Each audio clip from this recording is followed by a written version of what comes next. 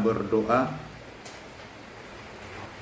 Allah Bapa yang bertata suci dalam kerajaan surga, terima kasih ya Bapa atas segala kenikmatan dan karunia yang kami terima dalam kehidupan kami.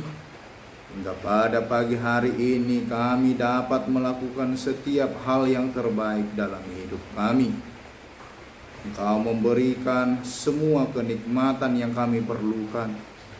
Oleh karena itu ya Bapa, berkatilah kami senantiasa melakukan hal yang terbaik dalam setiap perjalanan kami hari ini. Sebentar kami akan mendengarkan firman-Mu sebagai sebuah pedoman dan penopang perjalanan hidup kami melalui setiap kegiatan kami hari ini. Kuatkanlah kami ya Bapa, karuniakanlah hikmat yang daripada-Mu, agar kami dapat menerima dan melakukan firman-Mu sesuai dengan kehendak-Mu. Di dalam nama anak Tuhan Yesus Kristus kami berdoa dan mengucap syukur. Amin. Firman Tuhan untuk kita pada pagi hari ini tertulis dalam Yakobus pasal yang keempat, ayatnya yang ke-15. Demikian firman Tuhan. Sebenarnya kamu harus berkata, jika Tuhan menghendakinya, kami akan hidup dan berbuat ini dan itu.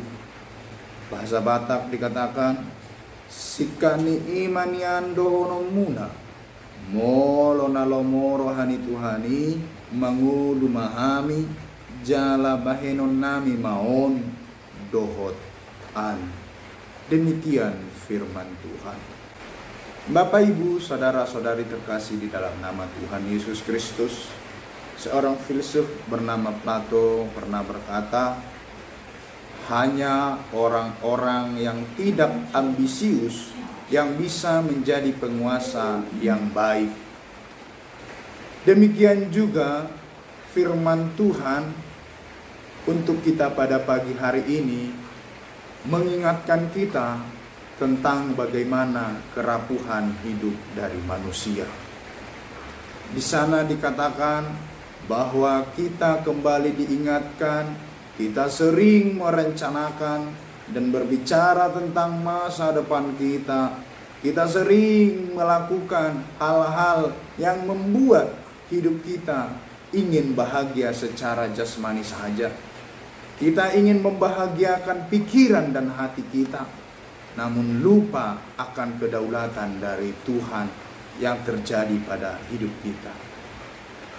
Padahal hidup kita ini adalah sebuah anugerah, dan setiap nafas yang kita hirup adalah karena izin dari Allah. Oleh karena itu, firman Tuhan ini ingin mengingatkan kita agar kita mampu mengubah perspektif hidup kita. Ayat ini tidak melarang kita untuk membuat sebuah rencana, namun ingin mengingatkan dan mengajarkan kita untuk melakukannya dengan sikap yang benar, yaitu dengan kerendahan hati dan penyerahan diri kepada Tuhan. Ini adalah pengingat kepada kita supaya hidup kita tidak jatuh ke dalam kesombongan atau hidup yang terlalu percaya diri pada kekuatan kita sendiri. Dan ayat ini juga mengajarkan kepada kita, sebenarnya hidup kita ini adalah hidup yang ketergantungan penuh kepada Tuhan. Jika Tuhan menghendaki, berarti Tuhan yang ingin menjadi pemimpin bagi hidup kita. Bukan hanya sebuah ucapan, melainkan sebuah ungkapan dan kepercayaan dari setiap manusia bahwa Tuhan adalah pemegang kendali dalam hidup kita. Ini adalah sebuah pengakuan bahwa hidup kita, waktu kita, dan setiap hal yang kita lakukan adalah miliknya. Oleh karena itu, hidup kita saat ini hidup yang penuh dengan ketidakpastian. Namun firman Tuhan pada pagi hari ini mencoba mengingatkan kita bahwa Tuhan senantiasa mengatur hidup kita agar menjauhi ketidakpastian. Ketika kita menghadapi hal-hal yang tidak terduga, atau rencana-rencana yang gagal, kita bisa lebih tenang karena kita tahu bahwa semua itu ada dalam rencana Tuhan yang lebih besar. Oleh karena itu, Yakobus pasal 4 ayat 15 ini ingin mengajarkan dan mengajak kita untuk hidup dengan kesadaran penuh bahwa segala sesuatu berada dalam kehendak Tuhan. Bahwa dalam kehidupan kita, Tuhanlah yang senantiasa memiliki otoritas dalam kehidupan kita.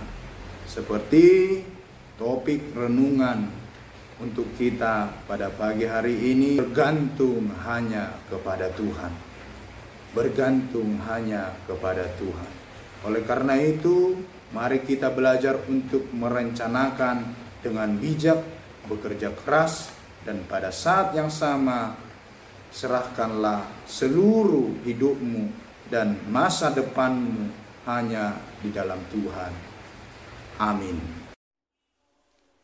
Kasih karunia Tuhan kita Yesus Kristus, kasih Allah Bapa, dan persekutuan Roh Kudus kiranya memberkati kamu sekalian hari ini, besok, lusa, sampai selama-lamanya. Amin.